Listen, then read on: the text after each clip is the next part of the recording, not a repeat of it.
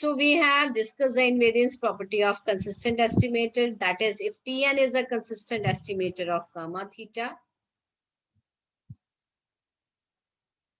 that is, if Tn converges to probability in gamma theta, then we have to prove that psi of Tn is converging to psi of gamma theta in probability, or in between psi is a continuous function of gamma theta. So इन दोनों results को prove करके हमने ये result prove करना है, right? So now I'm coming to the next. Next is the sufficient conditions for consistency. Tn is a sequence of estimators. Tn एक sequence दे दिया और उन सबकी expected value gamma theta के बराबर है. Gamma theta, don't get confused. Gamma theta is nothing but a parametric function of parameter. This is nothing but a function of parameter. ठीक है जी? And variance of Tn, उसी estimator का variance अगर 0 हो जाए, then we can say that Tn is a consistent estimator of gamma theta. So on the behalf of these two conditions, we will prove that Tn is a consistent estimator. तो पहुंचना वही है, Tn converges to gamma theta in probability. That is probability of the event for which Tn, the modulus of the difference of the difference of Tn and gamma theta is less than implies is greater than or equal to 1 minus eta for all n greater than or equal to 1. This is the definition, epsilon eta definition of consistent estimators, right? So देखिए, सबसे पहले हमने वही सारी definitions लगाई हैं.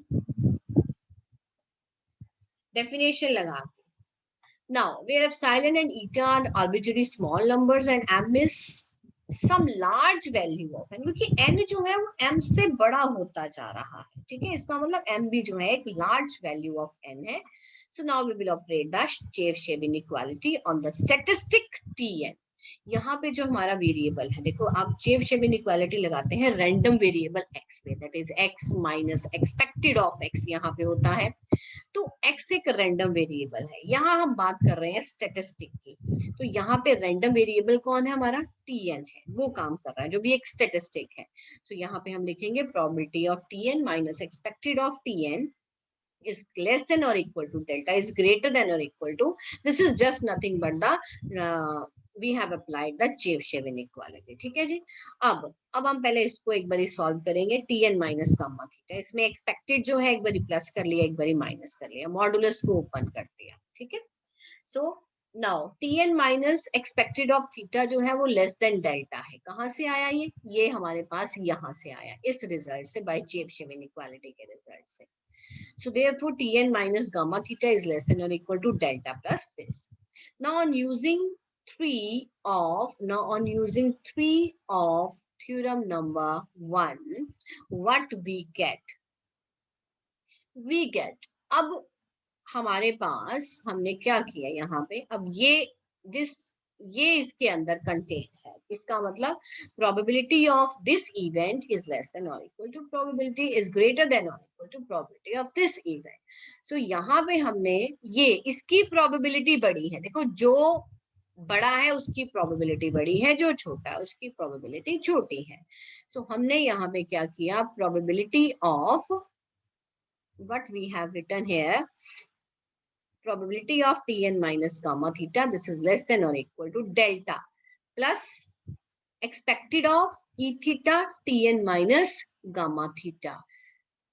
It is greater than or equal to probability of Tn minus expected of theta less than or equal to delta, which is greater than or equal to 1 minus variance of theta or variance of Tn divided by delta.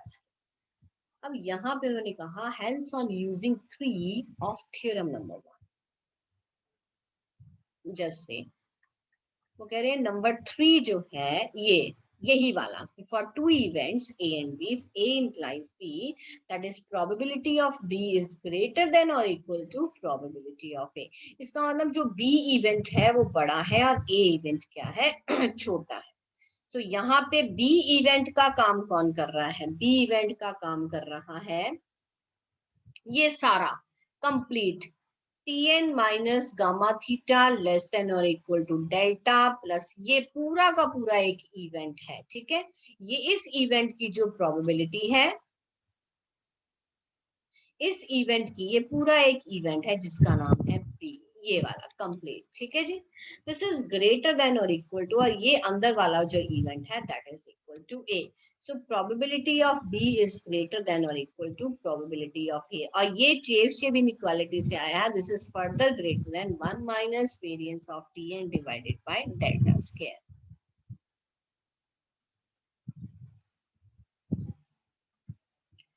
So now we have what we have given. Expected of Tn is tending to gamma theta for all theta belongs to this.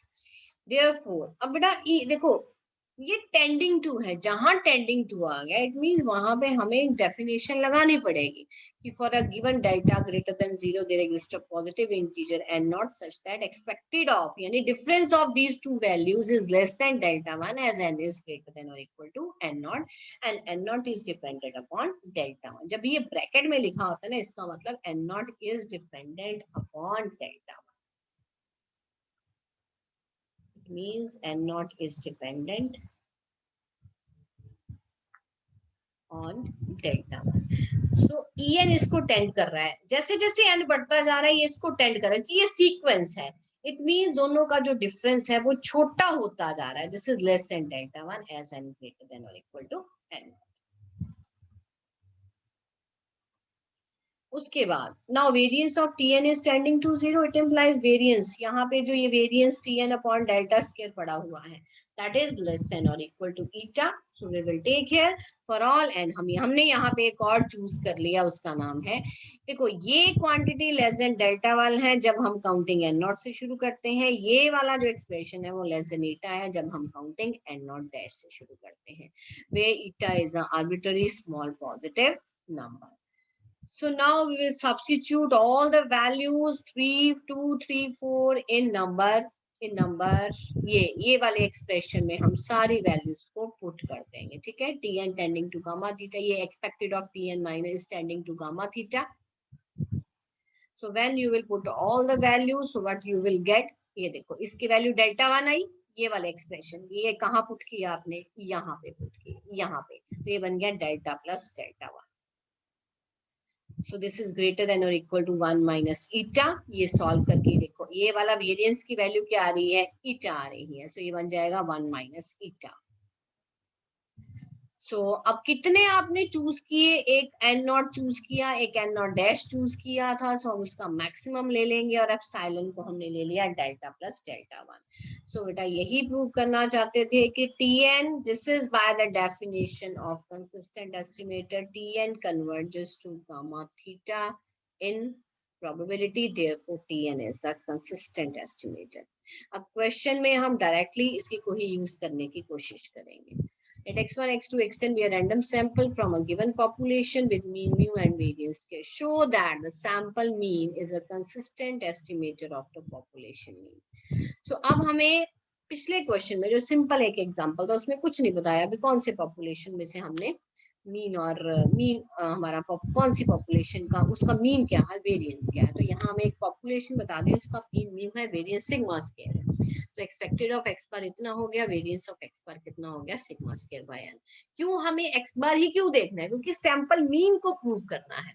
और sample mean को अगर consistent prove करना है तो आपको expected of x बार भी चाहिए, variance of x बार चाहिए. क्यों चाहिए, क्योंकि हमने चेबीशेव इनइक्वालिटी लगा के हम उसको यूज करेंगे या हम कंसिस्टेंटी की डायरेक्ट कंडीशन यूज करेंगे.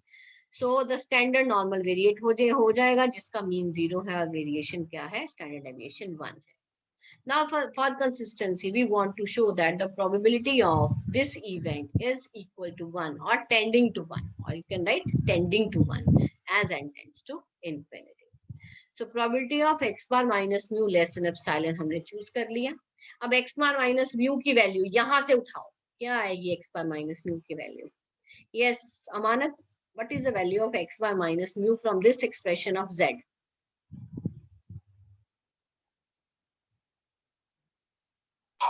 Yes, ma'am.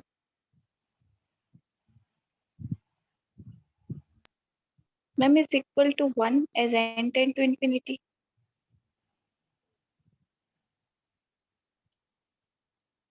Ravneet. Yes, ma'am. बेटे Ma'am, yes under ma'am root नहीं कहना मुझे, मैंने क्वेश्चन पूछ दिया है. If you are attentive then you will give the answer. Amanat give the wrong answer. Ma'am, under root nz by sigma. हाँ बिल्कुल ठीक है. एक्स बार माइनस म्यू की वैल्यू आ जाएगी z into under root n by sigma. तो वो हम यहाँ पे सब्स्टिट्यूट कर देंगे. ठीक है जी. अब यहाँ पे मॉड है तो यहाँ पे मॉड लगेगा. सिग्मा ऑलरेडी पॉजिटिव है, under root n already positive, तो यहाँ पे मॉड नहीं लगेगा. सो मॉड को ओपन कर दिया जाएगा. ठीक है. So when you will open the mod, the value of z is like, अब इस इवेंट की प्रोबेबिलिटी निकालनी है आपने. ठीक है. इस इवेंट की प्रोबेबिलिटी निकालनी है. तो प्रोबेबिलिटी क्या है? एरिया अंडर कर्व है. सो यहाँ पे आप इसके ये कैसे आएगा? How you will get it? आप इसकी प्रोबेबिलिटी निकाल रहे हैं तो दिस इज इंटेग्रेशन. मान लो ये a है और ये b है. तो this is the limits a to b. और किसकी बात कर रहे हैं? f ऑफ z dz की. सो f ऑफ z क्या है? एक स्टैंडर्ड नॉर्मल डिस्ट्रीब्यूशन है और उसका फॉर्मूला है under root 1 by under root 2 pi e raised to power minus z square by 2. और limits a and b. a and b का काम कौन कर रहा है? यहाँ पे ये a है और ये b है. ठीक है जी. तो ये यहाँ पे लग गया. अब इसको सॉल्व करने के लिए हमने So now you will solve it.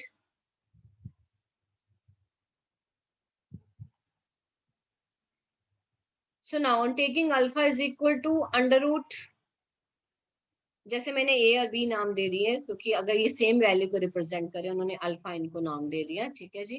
सो ये बन गया 1 by under root 2 pi integration minus alpha to alpha e raise to power minus z square by 2 into dz.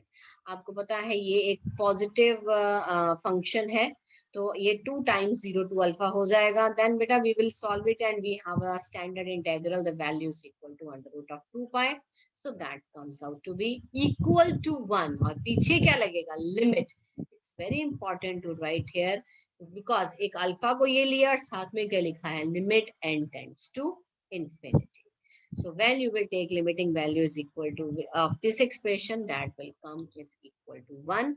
Therefore, sample mean is a consistent estimator of population mean when the sample is taken from a normal population.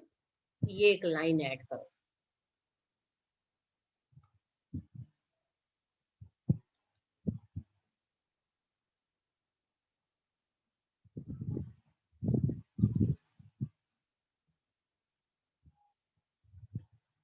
यहाँ भी वैसे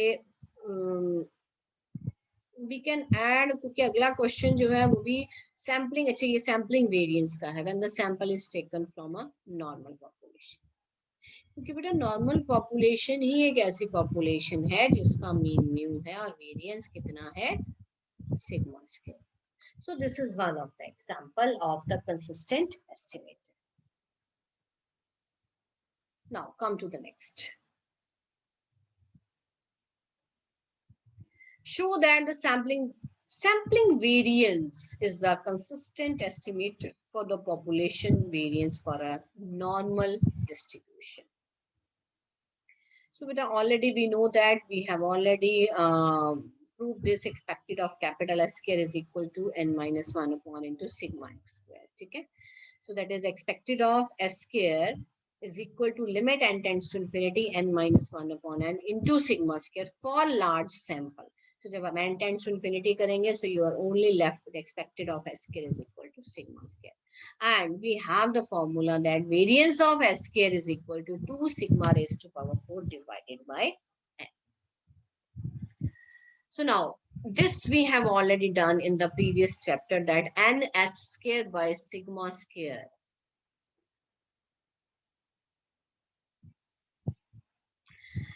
बेटा one more thing I want to say कि यहाँ पे जो capital S लगा है ना, आप इसको स्मॉल एस करें.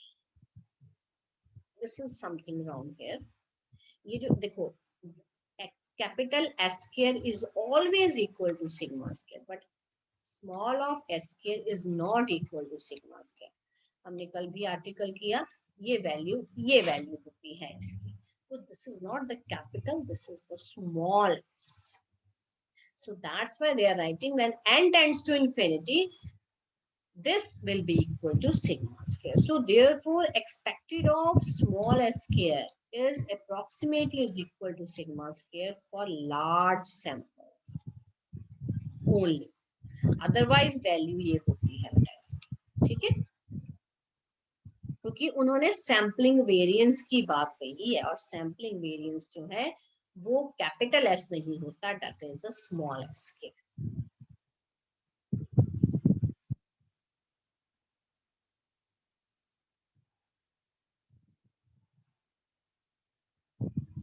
ठीक है जी. So here small S, all small S, n S square by sigma square. We already know n S square by sigma square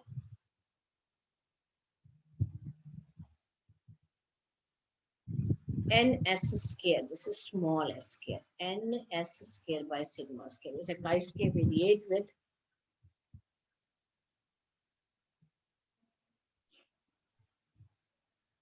n minus 2 नहीं होता, ये n minus 1 degrees of freedom होता है, and tends to normal distribution as n tends to infinity, and इसका standard normal variate. अब s देखो, यहाँ पे लिखा sample variance minus population variance divided by standard error of sample variance. So z बना small s square minus sigma square, और variance कितना है, that is 2 sigma 4 by n its under root. So ये बनेगा s square minus sigma square upon sigma square under root 2 by n. ठीक है जी. So this is the standard normal variate.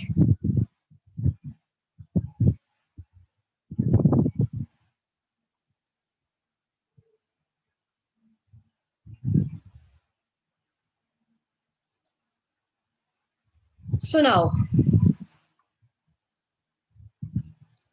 अब क्या करना है हमें, तो इसको प्रूव क्या करना है, प्रूव इसको ये करना है कि ये कंसिस्टेंट एस्टिमेटर है.